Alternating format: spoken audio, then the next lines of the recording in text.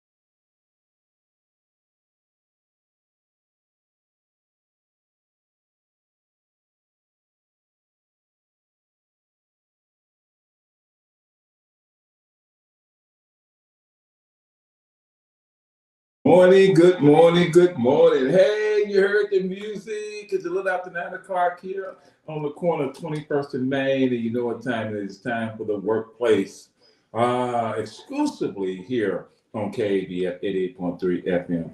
I am your host of the workplace, Toney Orr, and as always, my beautiful, vivacious, fierce co-host, the Reverend Dr. You can call me Denise. Good morning, Grand Rising people. I just want to remind you that the 6th annual Decarcerate Conference is almost here. It is Friday and Saturday, September 12th through the 13th. I have free tickets for one person who would like to go. Please hit me up at 228-236-7440. I don't believe you want to miss this 6th annual conference of Decarcerate. Okay. Oh, excuse me. It seems like I'm up there. Even though I think I've only been out of the studio live for a week, it seems like a week and a half. A week and a half. It seems like it's it seems like I'm lost. It's almost like I'm starting off again. But it is great to be back here doing the show. First of all, I just want to thank all of you for tuning in and continue to support KABF 88.3 FM. Thank you for the month-long celebration of the 41st anniversary of KABF. The outpouring of support was just tremendous.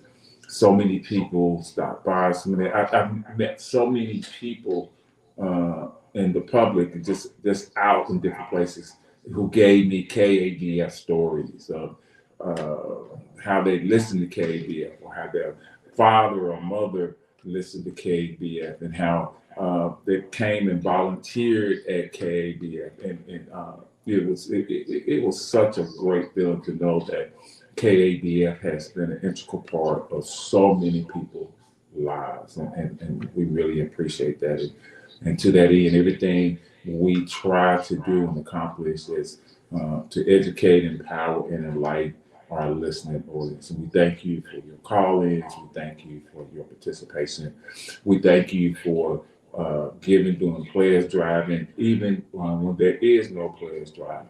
And KABF wants to continue to be the voice of the people community radio. Like I said, it seems like it's been a long time since I've been here. So many things have transpired in the arena of labor, the workplace, so to speak. First, I want to make an announcement. It's been kind of official. It's been kind of unofficial for a few weeks now, but it's now completely official. United Labor Unions Local 100 is now the exclusive bargaining agent for the City of Little Rock non-uniform employees. The contract has been signed off and looking for great things between the union and the city. Was over talking to members who are solid waste, who most people will refer to them as trash collectors, yard waste collectors, and everything.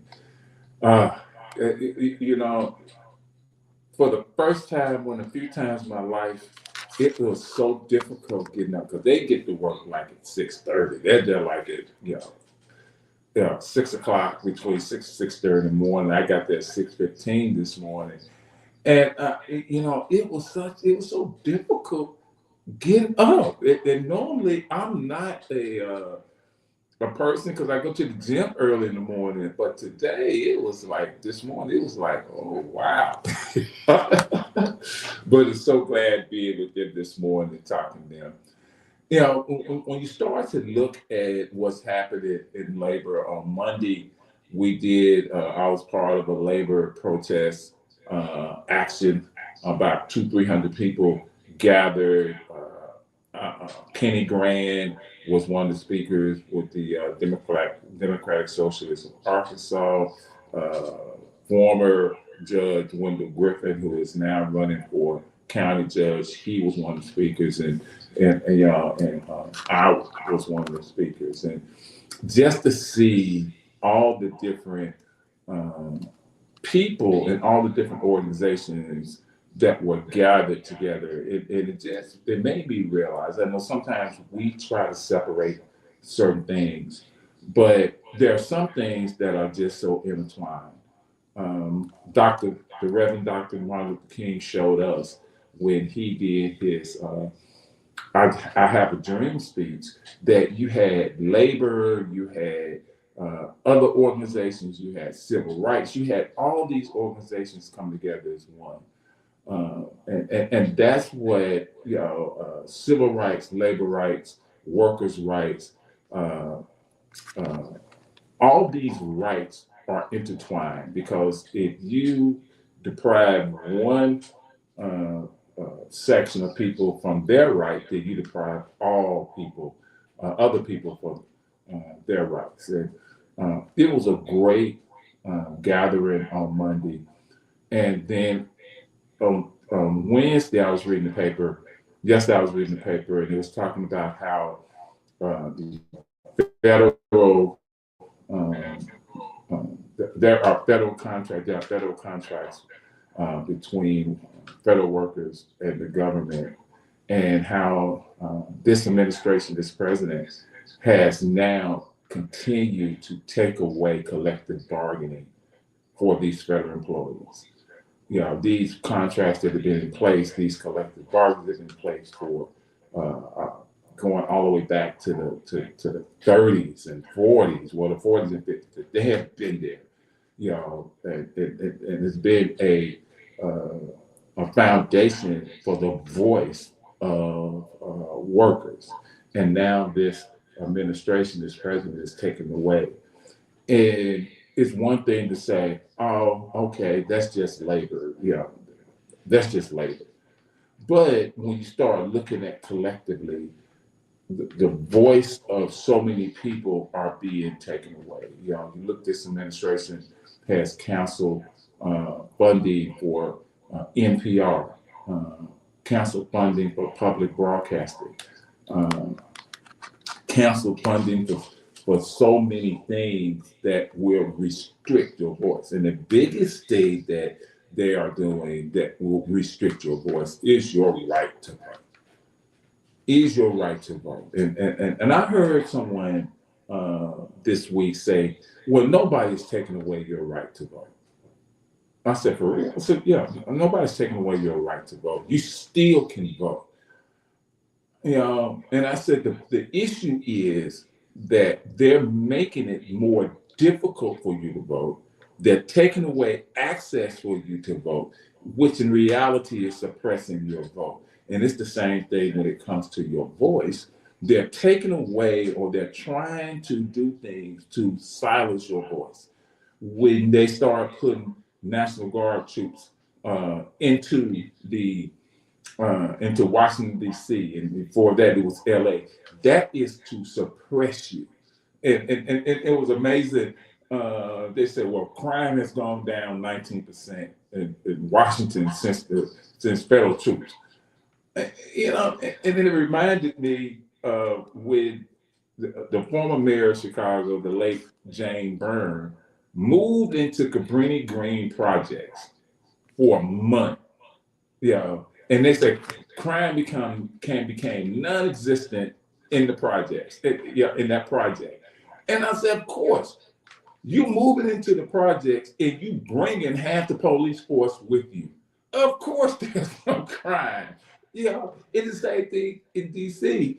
You flood the city with all of these different law enforcement agencies, basically just on every corner. You know, nobody is silly. You know, nobody's going to go out and do something. You know, the majority of the people who they arrested is what they wanted was those who they considered undocumented. And so that's another way to suppress your voice, to take away your right to speak out. And if we're not careful, it's going to start to transcend everything. When the president tells a state, hey, we need for you to find 5 more congressional seats. That's the government, this administration saying, we're taking away your right. We're taking away your ability to make decisions. We're taking away everything that you hold to say that, you know, I have a right for this. So they're taking it away. They're pulling it away. And now the question becomes, what do you do about it? What do you do? I know everybody has their opinion with it. You know, I talk to people every day who say, well, my vote doesn't count. I care less about my vote. And I heard Roland Martin say something a few weeks ago, and I never thought about this. He said, have you ever heard a white person say that their vote doesn't matter? And I had to stop and think. And I don't know if I ever heard. Denise, have you ever heard a white person say, my vote? You know, I have not. Have not. That their vote doesn't matter, that their vote doesn't count. Another thing that Roland Martin talked about that was very interesting. He said that Texas, which is just, it's the reddest of red states, it's just the Republican of Republican states. He said that Texas is a majority minority state, and it's getting more and more majority minority. And he stated that if every registered, every registered Democratic voter who claimed, the voters who claimed to be Democrat actually voted, he said Texas would flip in a heartbeat. He said that 31% of Black, Latino, and Asian voters who are registered in Texas voted during the last election. 31%. He said, but 61% of white registered voters who claim to be Republican voted. And that's the issue. I didn't realize that something like 90 million people did not vote in the last election. And I know people may say, well, I didn't like either candidate, so I didn't vote. Well, there's consequences to that because, and Denise, you have to help me with this. What it say? Your non-action. If you don't vote, you're still voting. Is that what you're saying? Yeah, or I think sometimes they say your inaction shows action or something. Mm-hmm. Yeah. So just because you didn't vote, the consequence of you not voting has created situations like we have now. And so when you see everything that's happening, and I think a couple of weeks ago was the I think the 60th anniversary of the "I Have a Dream" speech, and so when you start to look at how things are starting to play out, and you can you can cover your you can put your head in the sand, you can pull the covers over your over your head and say, well, I don't care. But there's going to be consequences that are going to reverberate throughout this country, throughout what's happening right now. And it comes a time where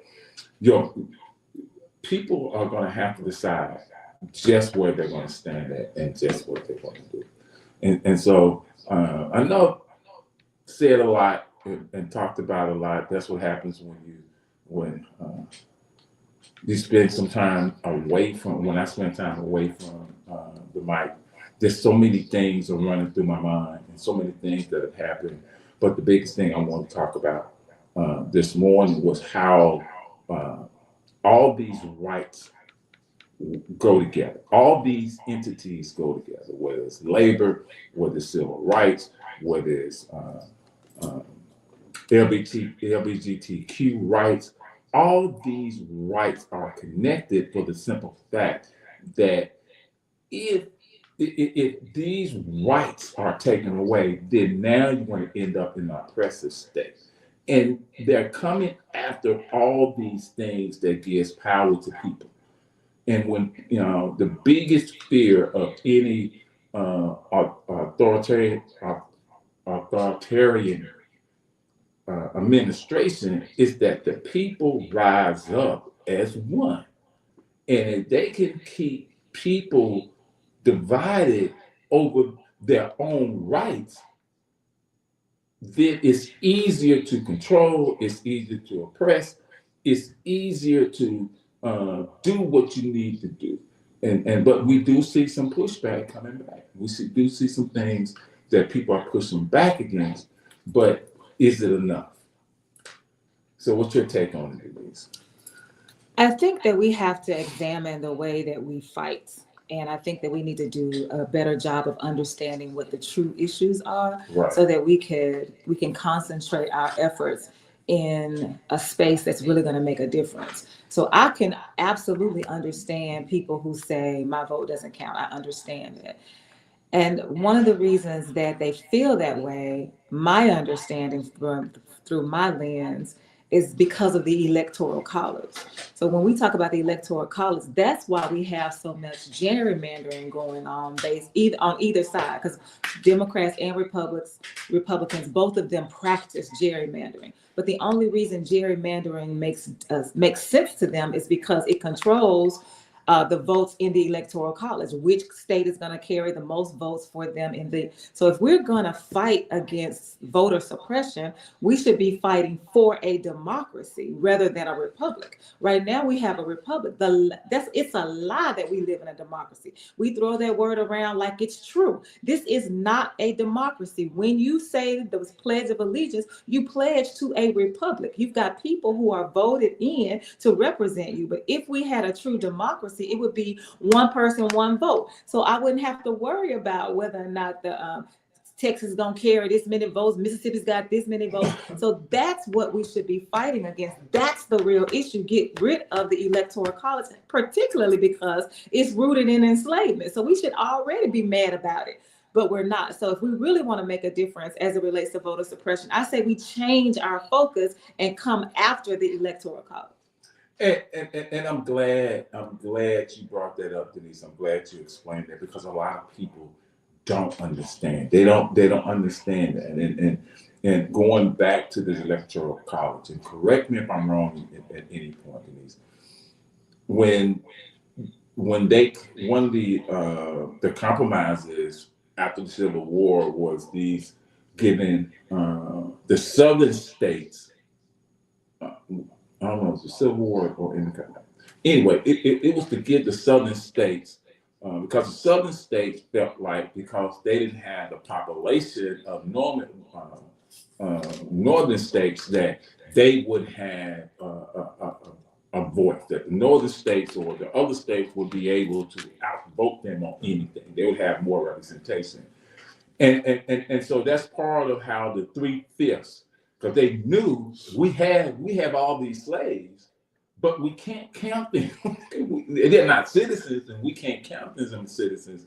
But we can say that they're counted as 3/5. So they do count. They just don't count as a whole, which actually gave them more of a block. And when you look at what's happening here in this country now, the southern states actually are controlling so much. And if you look at elections, when you start to see the big map, the only southern states that you can actually call to be flipped for a Democrat, I think Georgia every now and then flips, South, North Carolina every now and then, but the majority of them stay red. And so that becomes problematic, like you said, Denise, when you start talking about true democracy. The electoral college has to be changed. The electoral college has to be changed. There's something else I was thinking that they have to. I think you shouldn't pay. That these representatives, these senators, why are we paying them? If you take money out of politics, then you get a true representation, because most politicians, they make what you can't even be poor and be in office now. If you're going to be on the national office, you can't. You got to have money to get there, and once you get there, you're not going to leave broke. Call you on there. Yes, good morning. People love on Brother Colby. Good morning. Now, let me speak on two of your subjects. One was Donald Trump sending the troops in.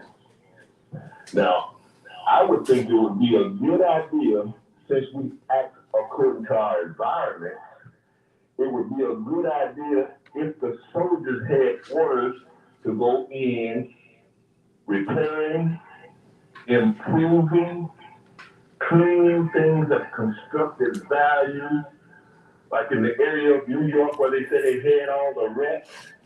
If all the different guys that were on post Now, I don't know what they do out in the field when it's everybody standing around or playing volleyball.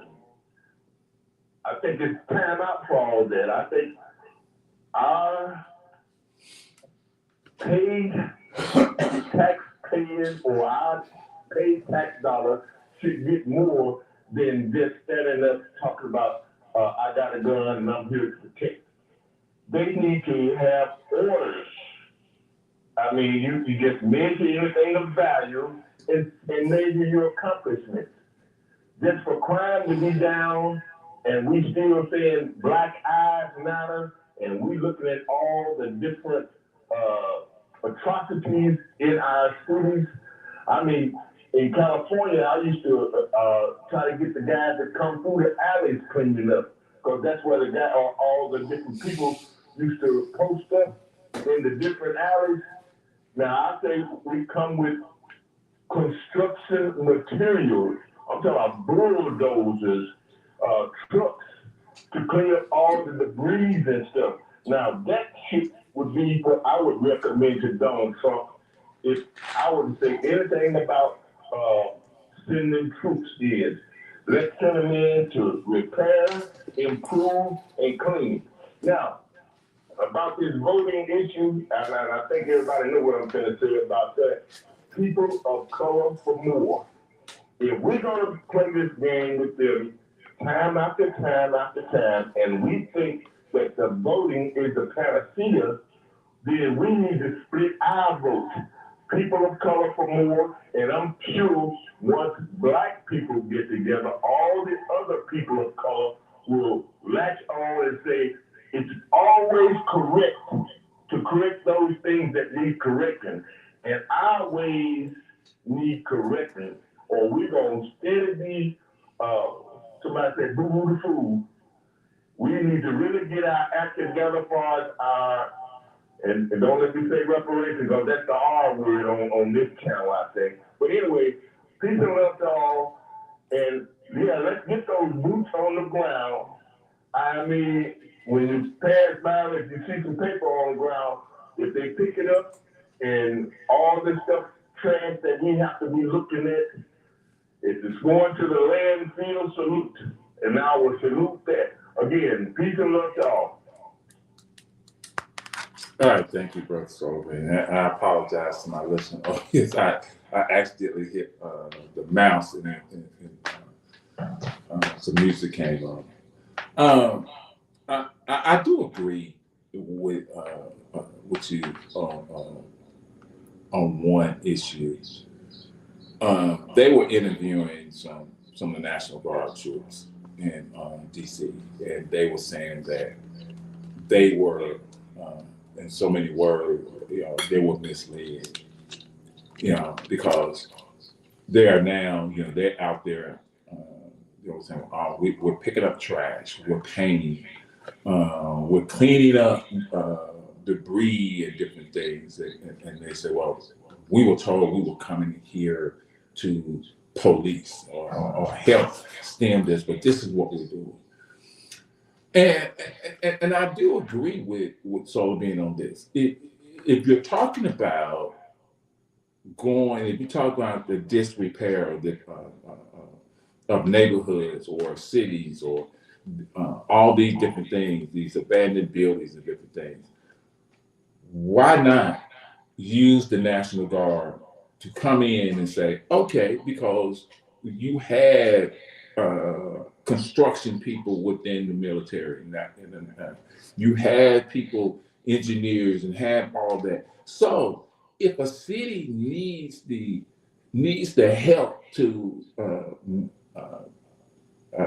help clean up a neighborhood or help do some things, then yes, I don't have a problem with that. But if that's something you can do, yes, you do it.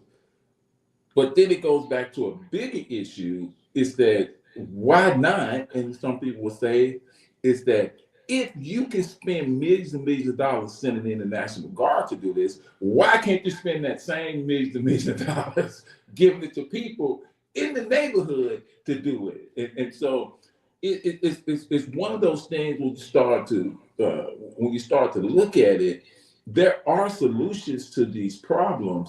The problem is that the solutions that need to be used. Some people agree, some people don't agree. You spend so much time going back and forth about, well, we need to do it this way, we need to do it that way. But at the end of the day, what is the main goal? The main goal should be to facilitate the best life for humanity, for the people who are living wherever they are living.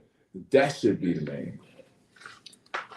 Well, I feel like we have to keep the main thing. And when it comes to this presidential administration, the main thing is absolutely not caring for the people. Right. If they cared for the people, they would not be cutting social programs. They would not be messing with Medicare. They would not. All of the actions that this presidential administration has taken proves to us that people are the least of his concerns. So to expect him to take the police into, first of all, they shouldn't be there. Before to expect him to send the National Guard in to help clean up and to help make it a better place, like that's not his goal at all. And he has shown that, he has proven that. We can we can roll the tape and we can see that. And notice that he's only sending in these troops to Democratic states, to these people that are being led by Democrats. So he's flexing his muscle. He's trying to prove his authority. He is a bully and he is bullying folks. And what's the best remedy for a bully is for you to call that bluff. And that's what Harvard did. Harvard said, let me tell you what you're not going to do. And Harvard won this last case. And so what we've got to do is stop acting like he's so big and bad because he got it going on. He is insecure. That's what bullies are. They are insecure. They have low self-esteem. And all of this shows in the way that they behave. And so we've got to realize that if you're expecting Trump to do something for the people, you are already disillusioned. Yeah, and then it goes back to this, to the other aspect of what we talked about with voting. Voting is one recourse that we have, and you can sit back and say, "Hey, I'm not gonna." I heard one of the silliest things, and I don't know about you, the listening audience, and I know I may be wrong in saying this, but I think I may know what you would do in this situation, Denise. There are some people ain't worth talking to. It's not. The minute you start the conversation, you realize you with me, I'll do something like this. Yeah. Hey, hold on a second. I need to go speak to this person over here. I may not even know the person, but you know what? It's somebody over there where I can get away from you because I realize you're a fool. You're a fool. It's a song.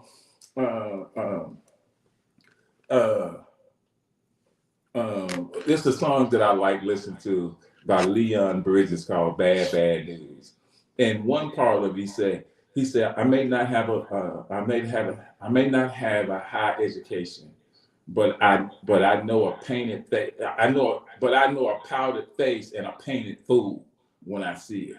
And sometimes you look at people and they open their mouths and you realize that I got to get away. And I was talking to this person and we were talking about the election. And this person was somebody who did vote, And this person voted for Trump. And the person said this, well, I couldn't vote for Kamala Harris. She got where she was doing blowjobs on her knees. That's how she got where she was. I said, hold up. You mean to tell me you don't even know if she did? That's what people say. So I don't know if she did or not. But you're gonna vote for someone who's convicted. Say Kamala Harris ain't been convicted of getting blowjobs.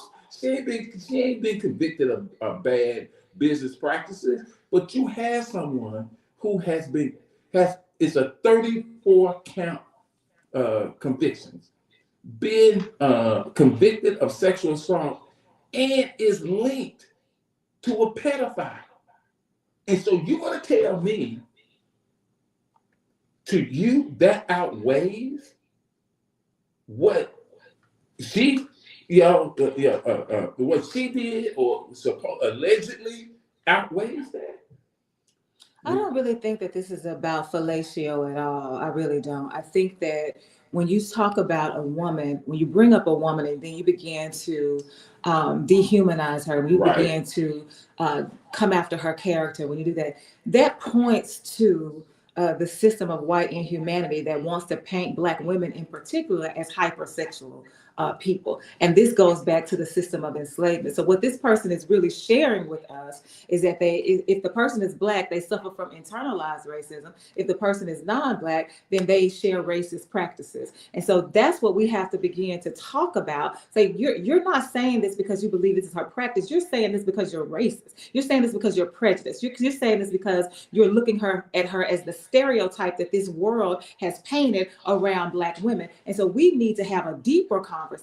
And if you don't believe that this person can have a deeper conversation, I don't lie to people. I'm not gonna lie and act like I gotta go and talk to somebody else. I'm gonna simply tell you, sir, ma'am, gender nonconforming neighbor, this is not going to end well. So we need to stop this conversation right now. And then I'll just simply walk off. So we've got to begin to pay attention to the words that are coming out of people's mouths and trace it back to the source and call them out on the source of what they are saying, because what they are saying is absolutely false, and it perpetuates the false narrative, and it perpetuates the system of white inhumanity. And that's what we're dealing with when we're talking to people. And I think it's important for us to have those conversations. And we cannot do that if we continue to act like race is not an issue. Race is always on the table. We cannot ever take it off. That's what this administration wants to do by trying to come after DEI, by coming after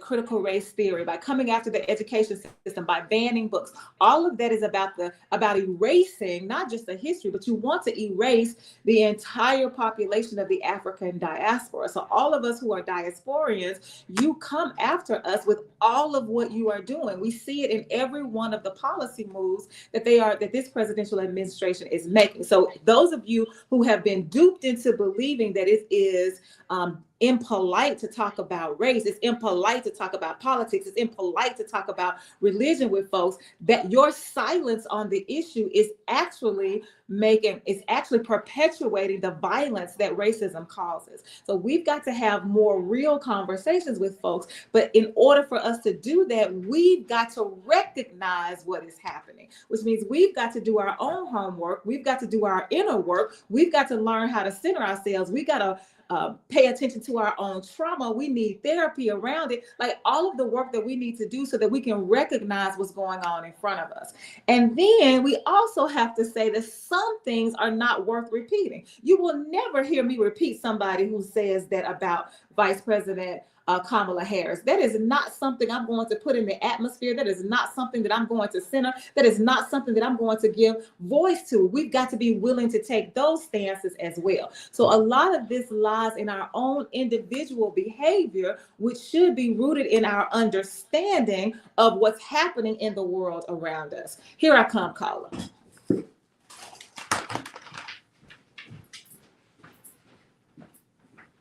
I was trying to get the caller. Yeah. We're not transferring. We're not on the air. I see the thing over there not moving, but Solar Beam just called in, so. Yeah, it all of a sudden just. Caller, we can't. I wasn't able to get over there fast enough to hear you. So if you want to call back, please call back. We are experiencing some technical difficulties. I do not think that you can hear us on the air. Is that what you're saying? They can't hear us on the air? No, because we're not. But Facebook can hear us.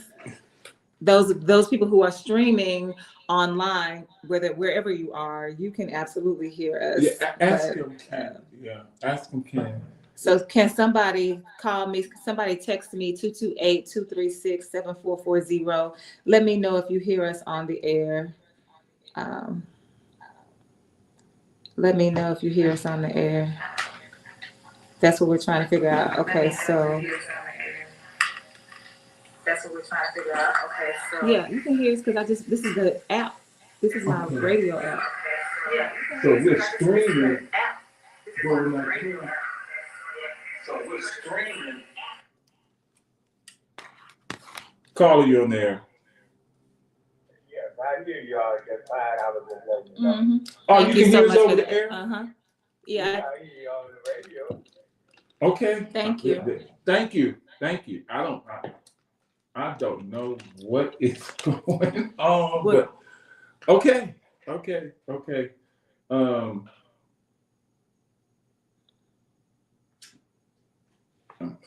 That just kind of threw me off because it must just came back on because when I went into the office to listen to the radio, I didn't hear us. So I guess whatever the issue was is resolved. Okay.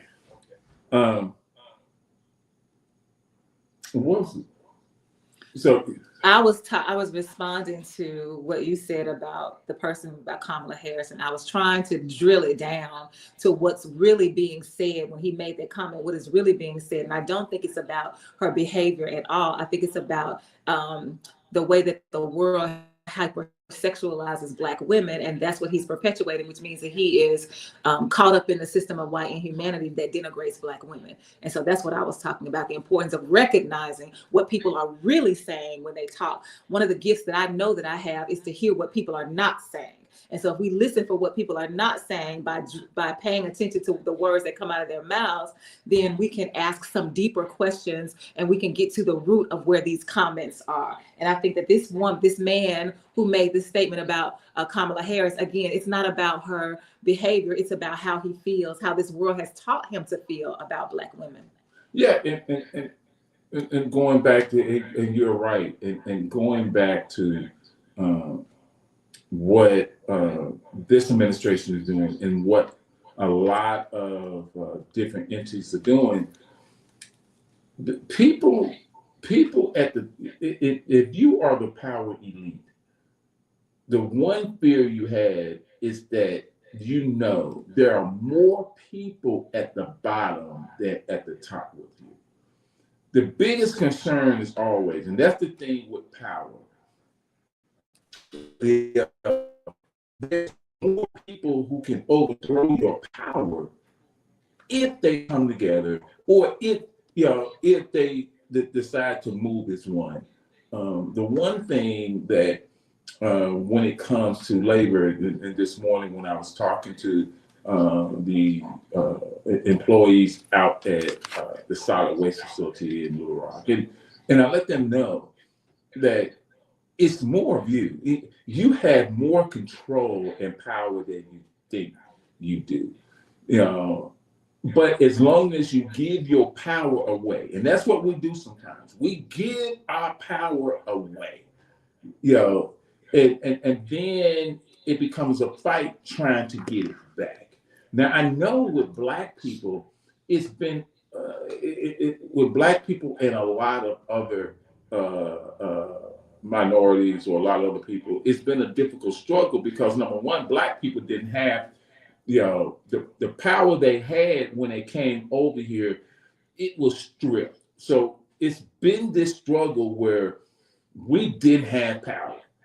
But once we start to get power, in no matter what form it is, once we start to get power, what do we do with it? Do we use it as we seen or been trained or been taught to use it?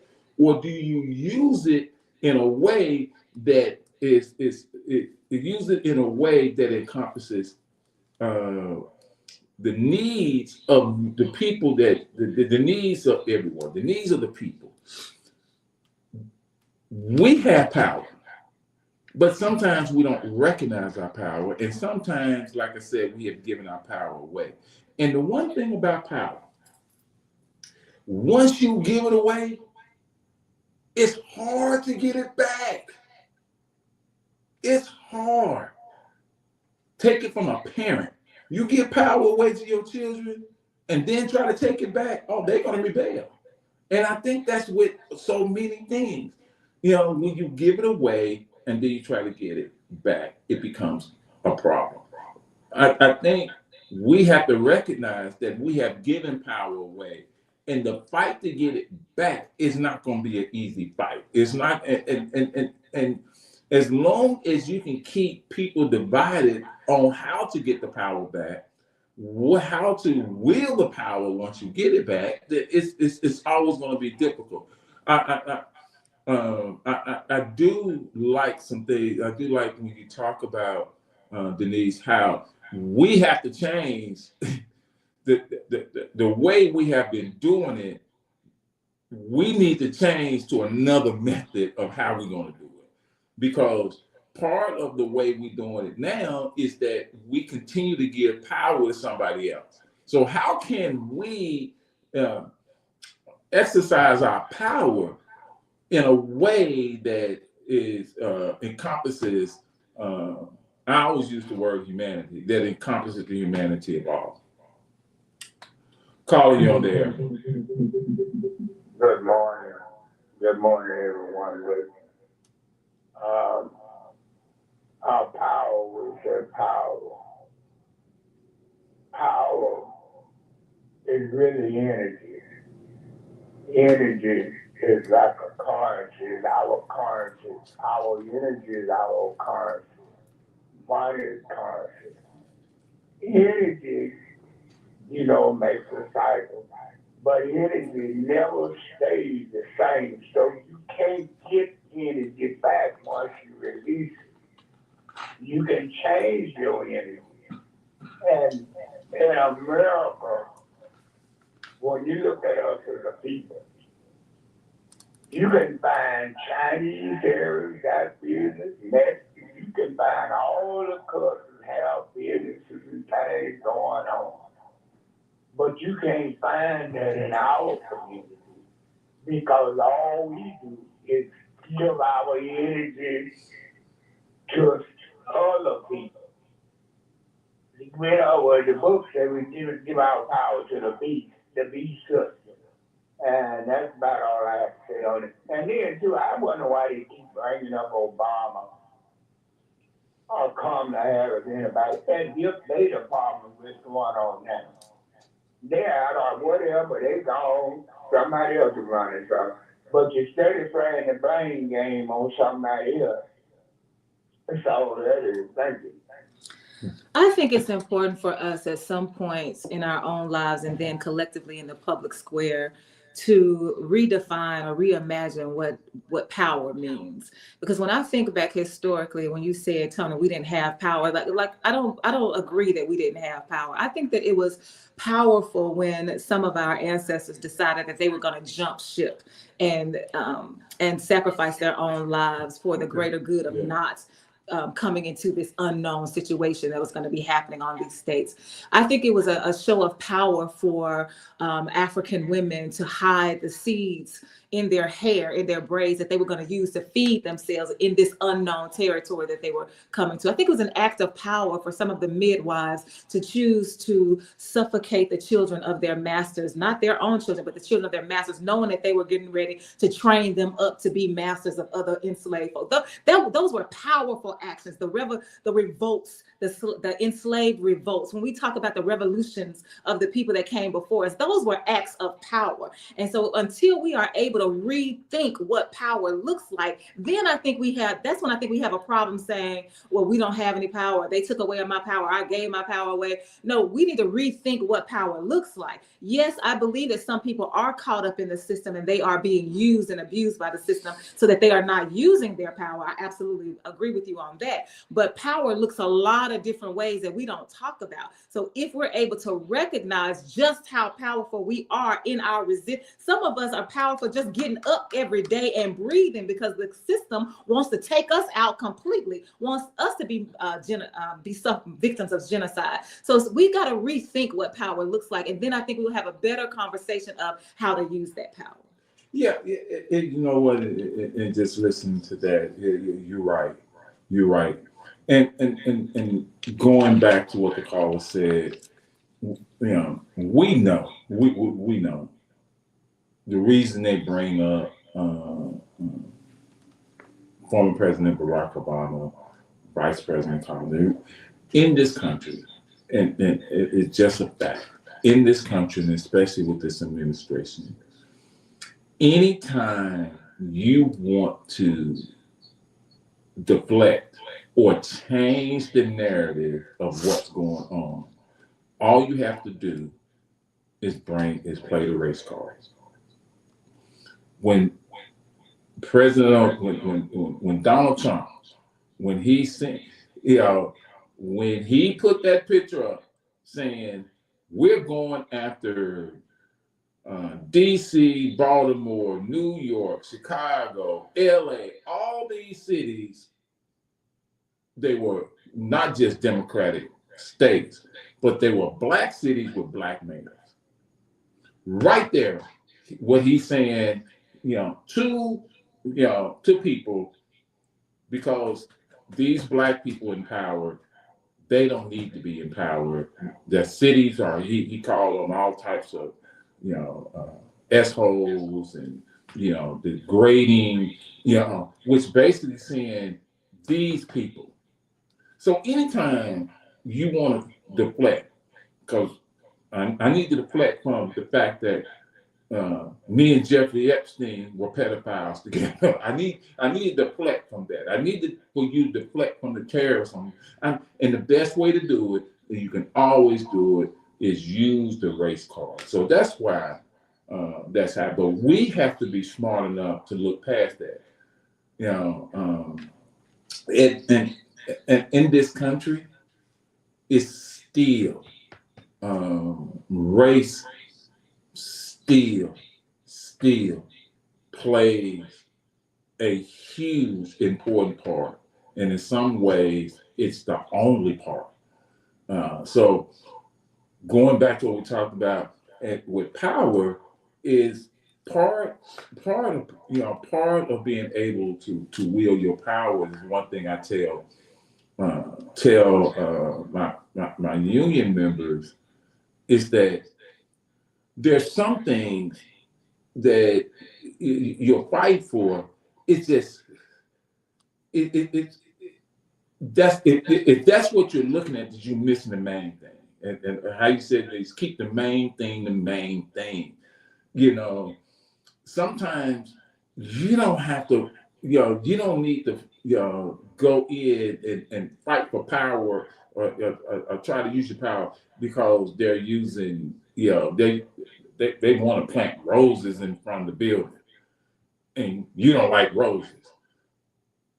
But over here, they cutting your lunchtime from 1 hour to 30 minutes. And trying, that's what the fight is. It's not about the roses. It's about this over here. But if you go in, fighting over this, they're going to sit back and say, oh, this is the way your fight is? You mean you don't care because we're not going to pay you 30 more minutes for lunch? You don't care. You care about these roses? Okay, fine. We can argue about these roses.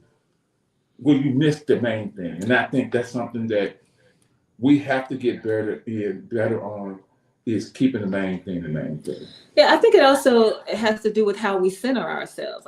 I think that some of us have a defeatist attitude.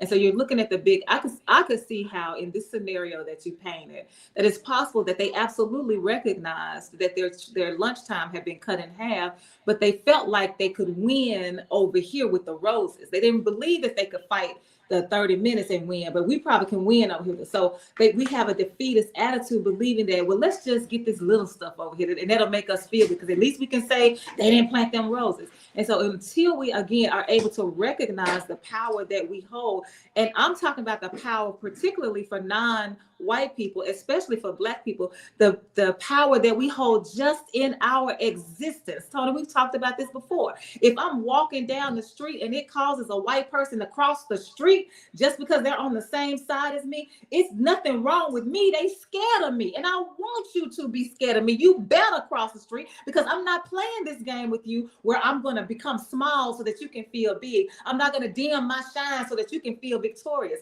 We have to understand the power of our presence and what all of that means, and then we'll go after the jugular vein, and that's how we'll win. Yeah, and to that end, we also, in that same vein, we also have to understand we need to stop doing it to ourselves, to each other.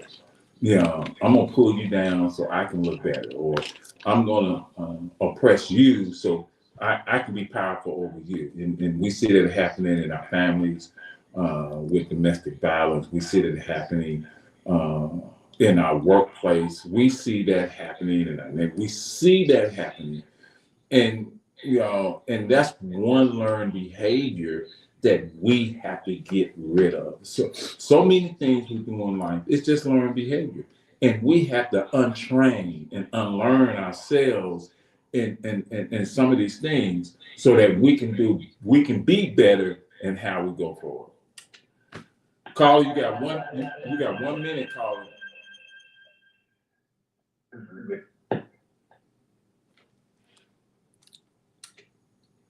Okay. All right. We just got a couple of minutes left. Any last things you want to? You know, I'm always going to say the same thing if you ask me for some last words. If we want to live in a world that is more just, more equitable, more peaceful, more inclusive, we are going to have to learn how to live and love differently. And we're going to have to learn how to move differently in every arena, in church, on our jobs, in the political arena. We got to learn how to move differently. You can move differently if you believe differently. So when you talked about people, we're doing it to ourselves. That's because we have fallen into if I can't see my own power and you are a reflection of me, I certainly can't see yours. And so we've got to do some inner work that's going to make a difference. Yeah, and I'm glad you said that, because sometimes we have to stop and reflect. We have to stop, and reflect on not only where we are. It's great to look and see where you come from, but you also have to stop and say, where am I, and where am I going to go? And you have to do it as an individual. You have to do it as a people. Where are we? This is where we came from, but where are we right now? And where we need to go forward. And over the past couple of years, I've been on this journey of trying to learn not only where I am, but also how to learn to live within who I am, what I am, and where I want to go. And that's a difficult thing, I think, for not only was a difficult thing for me, but I think it's difficult for a lot of people, especially Black people, because sometimes we don't know where we came. All we have is a snapshot of where we came from, but in that snapshot is what people have told so many times. What people have told us, and we've learned to move in a certain way. And now, when you're being asked to change and move in a different way, sometimes that's difficult. Sometimes there are people who will continue to go into the fire when they can go another way and stay out the fire. So, I think it has to do with us. I think part of it has to do with us not wanting to own the fact that everything that you see about yourself is not going to be pretty. And we live in this kind of fantasy world where, especially those people who are Christian, where you think because I'm saved, that means I'm a good person. So you don't want to notice anything that's other than quote unquote good. But if you're going to take a good look at yourself, you have to be able to take in all of the aspects of who you are. And some stuff is just ugly. And if you're able to say that, you'll be better off. Yes, you will be the good and bad and ugly of yourself. Hey, just want to thank everybody for tuning in this morning. It was great, like I said, to be back in the studio on the air. Thank you for calling in. Have a great rest of your day, and see you on Tuesday for me co-hosting Community Voices with the Reverend Dr. You can call her Denise. See you later. Bye-bye.